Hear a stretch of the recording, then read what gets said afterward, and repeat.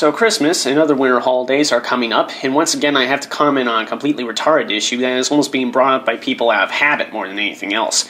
I'm talking about the so-called war on Christmas. I haven't heard too much of this going on in Canada this year, but we all know how America prides itself on being a conservative Christian nation because the moral majority can't read the Establishment Clause. So, with fail, we're at the same bullshit again. As I said last year, what causes all of this is usually some non-Christian group, whether they're secular or not, wanting Christian-centric references removed from public holiday displays. Considering that the world has millions of people living in it that aren't Christian but celebrating something in December, you would think that this would be somewhat reasonable. But no, the truly devout believe that they somehow have a monopoly on Yuletide joy, which is even more stupid when you consider that nowhere in the Bible does it say Jesus was born in winter in the first place. I don't know how many people are aware of this, but the reason Christmas is celebrated in December by most people is because the early churches decided that they could get more followers if they borrowed certain rituals from pagan beliefs. So for them to basically absorb non-Christian ceremonies strictly for better marketing, and then to complain about these exact same ceremonies having the audacity to still exist, is about as good an example of hypocrisy as you can get. As if that's not enough, there have even been examples of the Christian right making up stories of the so-called secular conspiracy. Not surprisingly, these days they use their favorite propaganda machine, Fox News, to do what they do best: lie in order to stir up fear in an ignorant and lazy public.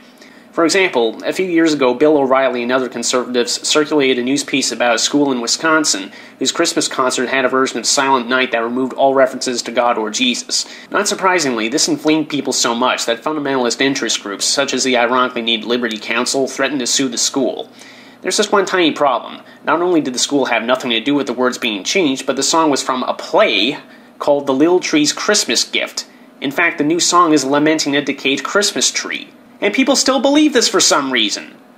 Guys, I've said it before and I'll say it again. Breaking your own commandments by preaching lies means that you have no right to complain about everyone else's so-called immorality. I really can't begin to tell you how tired I am of this by now.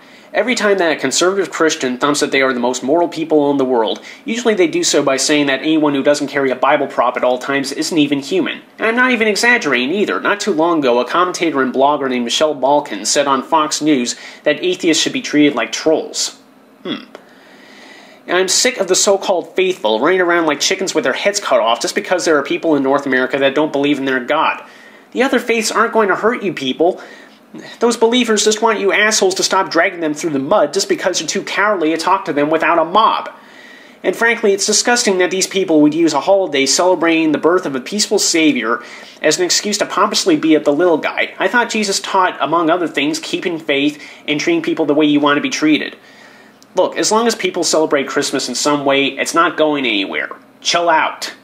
Enough said.